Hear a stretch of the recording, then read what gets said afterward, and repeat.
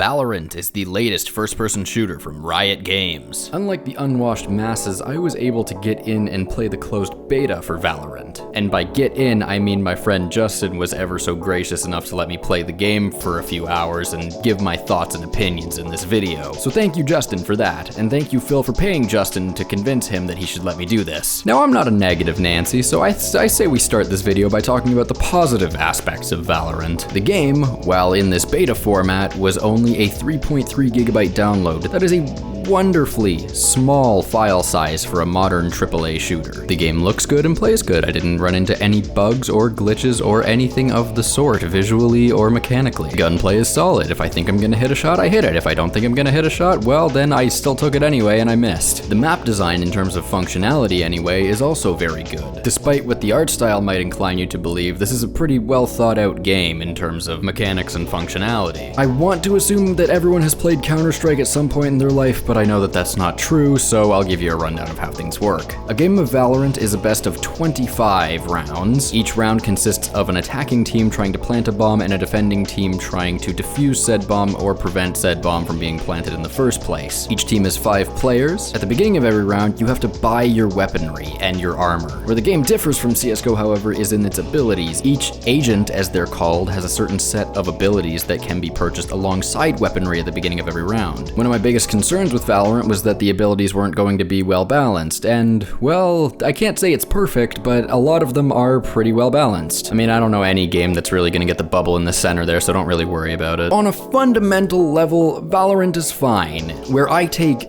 massive issue with it, however, is everything else. Look, I could talk about the little things that I like how the smoke is clearly outlined, or how instead of armor, you have this additional 50 health that you can buy at the beginning of the round. But where's the fun in that? Valorant is an absolute wasteland of ideas. This is the most creatively bankrupt game I have seen in ages. In the short time span that I had with this game, I went from being more or less indifferent to the copycat nature to being absolutely disgusted. Like, sure, Counter-Strike is not the only game in the world to have a bomb plant game mode, but good God, if you're gonna include the spray patterns or recoil patterns, you're gonna include the low TTK, you're gonna include movement inaccuracy, you're going to include A and B sites, you're going to include buying weapons at the beginning of every round and economy settings that also cap out at 16,000, by the way. You might as well contact Cliff and Gooseman because you're gonna have to harvest their organs if you want to rip them off anymore. Not to mention that in copying the good things about Counter-Strike, they've managed to copy the bad ones as well. Like, sure, they cut down the number of SMGs, but there's still only one that's really viable. All of the shotguns, save for the auto shotgun, are pretty much barred already. There's no point in buying a Bulldog because you might as well just buy a Spectre and save yourself 500 credits. What pisses me off the most, though, is probably the recoil patterns. That's something that no other game really had, and if they did have them, they would just go straight down. These ones even copy the little 7 shape that the Counter-Strike weapons do. Like, you couldn't make me draw an S or a snake or something? And I haven't even talked about the Overwatch comparisons yet. Again, having characters with abilities is not something that's unique to Overwatch, but when you have a character that uses a bow, who can fire an arrow that tracks enemies through walls, when you have a female Chinese scientist who makes ice walls, when you have a character who wears a hood, hides their face, speaks like Batman, and teleports through murky black puddles and has an ultimate called From the Shadows, I'm going to start to notice. I find difficulty in where else I'm supposed to understand that this influence is coming from. And even when there's more original aspects to the hero's abilities, like Jett's knives, Riot still ends up incorporating things from Overwatch, like Zenyatta's moving arms. I don't know what the hell Riot is trying to achieve here. Are they trying to make me go like, oh look, I know that looks like Zenyatta? If that's what they're aiming for, good job, but I'm not impressed. I don't think anyone is. I feel like I'm being mocked more than anything else. Look, the originality is a big issue, but it's not even the only issue that I have with Valorant. I appreciate the lack of visual clutter that Riot aimed to achieve here, but in doing so, they also managed to remove a lot of detail. The weapons are not very distinct from one another. They all look like Call of Duty Black Ops 4 weapons had sex with the guns from Deus Ex, I guess. You got more from the Black Ops side than you did from the Deus Ex side, unfortunately. The art style is disturbingly minimalist. Sure, it justifies that 3.3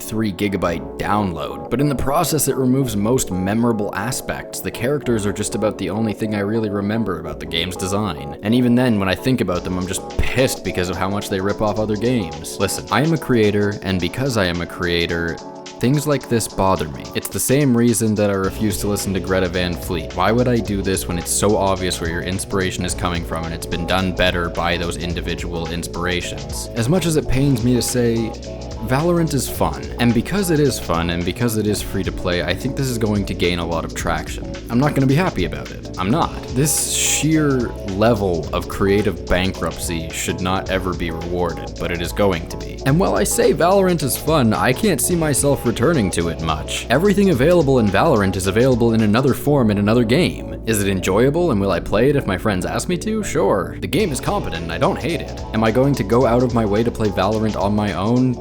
Not a chance. It's really obvious that Valorant had about as much passion behind it as a Disney sequel. You know, I wanted to open this video by calling this game CS-Goverwatch, but honestly, it doesn't even deserve that. This is just a really polished Chinese bootleg. And while I do feel it's a bit premature to give a game a score while it's still in beta, I doubt that many fundamental changes are going to be made that will fix any of the issues I have brought up in this review. And so for those reasons, today, I think we can give Valorant a 5 out of 10.